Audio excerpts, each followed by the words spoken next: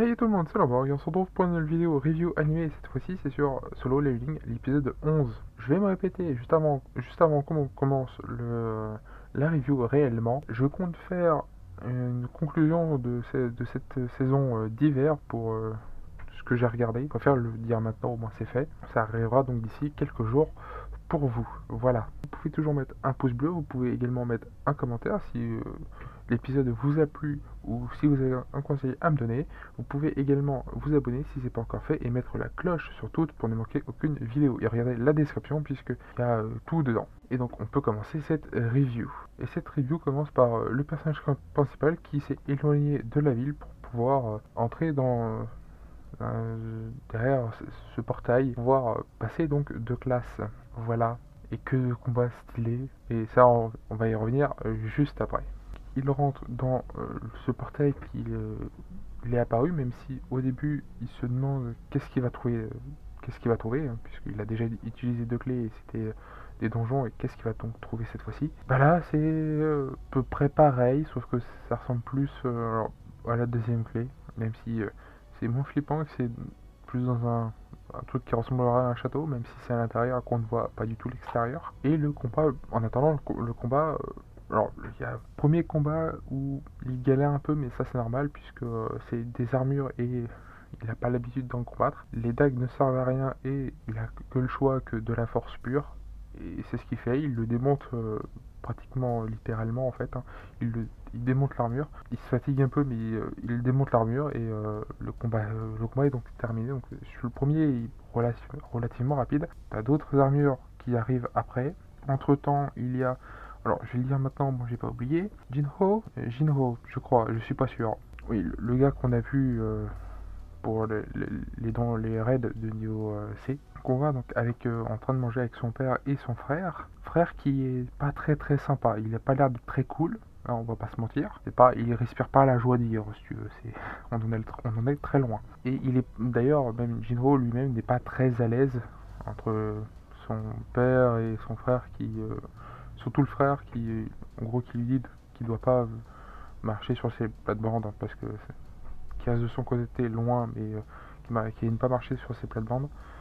Et t'as donc le père qui demande à son fils, donc le plus grand, pour la guilde avec les rangs S, et étant donné que certains ont refusé, mais il demande à des rangs S étrangers, donc d'autres pays, de l'Europe et du Moyen-Orient. Il y a des conditions, mais il faudrait bien accepter. Voilà, et du coup, c'est à partir de là qu'il lui dit qu'il va dire à son petit frère qu'il ne doit pas marcher dans ses plates-bandes, en gros. Alors, je vais faire aussi une aparté sur autre chose. Il se prépare pour un raid, le raid de l'île de Jeju, qui normalement ne devrait pas arriver tout de suite, mais plus tard, puisque pour la version papier, je l'ai eu il n'y a pas si longtemps que ça, donc c'est un peu trop tôt, hein, voilà. Ça, et normalement, il y a un raid qui est censé se retrouver bien avant. Pourquoi je dis ça? Puisque c'est la rencontre entre Cha, hein, la blonde cheveux courts, qu'on a vu dans cet épisode, très vite fait, mais on l'a vu, et de notre personnage principal. Normalement, c'est à partir de ce moment-là qu'ils se rencontrent tous les deux. C'est dans un fameux raid où lui, normalement, ne se bat pas, mais on l'a pas encore vu.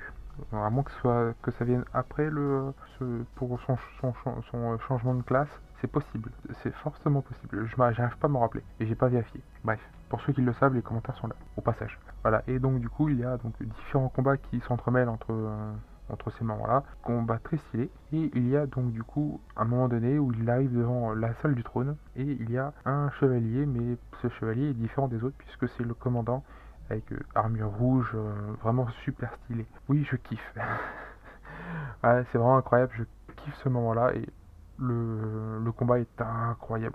Réellement, le combat est juste incroyable. Au moins, vous le savez puisque vous avez vu la miniature. Et par la même occasion, il a énormément de mal. On va pas se mentir, il va avoir beaucoup de mal à réussir à le tuer, cette armure. Mais à raison puisque son nom est rouge foncé pour être exact. Donc forcément, il a beaucoup plus de mal, même s'il réussit, qu'il le sait. l'armure, donc le commandant a beaucoup plus d'expérience, de technique et de capacité que lui, ça c'est normal. Il le sait, au moindre faux pas, il pouvait mourir à n'importe quel moment, puisque on voit également à un moment donné sa sœur et sa mère. Pourquoi on voit ces moments-là, façon d'y penser, ouais, façon de penser pour ces deux-là, bref, peu importe, pas un moment très très important de toute façon, même si sa sœur lui a préparé un repas. Au passage, il dit ça comme ça. Ce qui est vachement gentil de sa part. Elle aurait pu ne pas du tout le faire, hein, au cas où. Et, euh, et le combat, donc du coup, il finit quand même par réussir. Sinon, il n'y aurait pas plus de, il y aurait plus d'histoire, juste. Et avec ça, il se rend compte qu'il a déjà des récompenses, il a une masse de récompenses, mais il y a un truc qui est bizarre. Il a réussi à récupérer une pierre de téléportation, et qui n'est pas possible de mettre ça dans. Il peut pas la mettre dans son inventaire, c'est un peu étrange. Et c'est là où il comprend que il y a d'autres ennemis, des vagues infinies d'armure, comme il l'a combattu au début, des vagues d'ennemis d'armure en puissance qui débarquent. C'est bien quand il y en a une ou deux. Il peut les vaincre assez facilement, oui, mais quand il y en a une ou deux, oui. Quand il y en a des dizaines et des centaines qui arrivent comme ça en vagues infinies et que c'est juste une question de temps. C'est, il doit atteindre un certain temps et les 5 premières minutes pour lui c'était déjà un moment très très long. et pourtant, il va continuer. En même temps, il n'a pas vraiment le choix parce qu'il perd la pierre de téléportation puisqu'il il a voulu s'en servir même si il n'a pas pu s'en servir pour un simple raison qu'il a dû la lâcher. Une armure l'a attaqué à ce moment-là, forcément. Donc voilà, c'est un moment très stylé. J'aime beaucoup, j'aime beaucoup. Et maintenant que j'en parle, je crois que le raid dont je parle, ça se passe après ça. Ça se passe quelques temps après ça. Mais la façon dont ils le font pour l'animé, c'est un peu bizarre. Ils parlent de trucs qui vont arriver bien plus tard, mais que des incohérences à un moment ou à un autre. Enfin, on verra bien comment ils font ça pour la suite. Et s'ils font une saison 2. Même si on va pas en parler tout de suite puisque c'est que l'épisode 11, pas le 12, donc on verra ça pour le 12, bien évidemment. Il y a quand même encore un épisode. Enfin bref, j'ai bien assez parlé. Pour une fois, cette review ne va pas durer une éternité. Sur ce, moi personnellement, je kiffe toujours autant, les musiques sont toujours aussi bonnes et l'opening comme l'ending le sont toujours aussi. Surtout, j'aime beaucoup surtout l'opening. Je vais y arriver. Sur ce, vous pouvez toujours laisser un pouce bleu, vous pouvez toujours mettre un commentaire, vous pouvez toujours mettre un pouce bleu, également un commentaire si vous avez aimé ou non ma vidéo et ou l'épisode, pour dire ce que vous en pensez, ou si vous avez des conseils à me donner. Également de vous abonner, bien évidemment, si ce n'est pas encore fait, et de mettre la cloche sur toutes pour ne manquer aucune vidéo. Voilà, sur ce, c'était Limborg, à plus tout le monde, bye bye.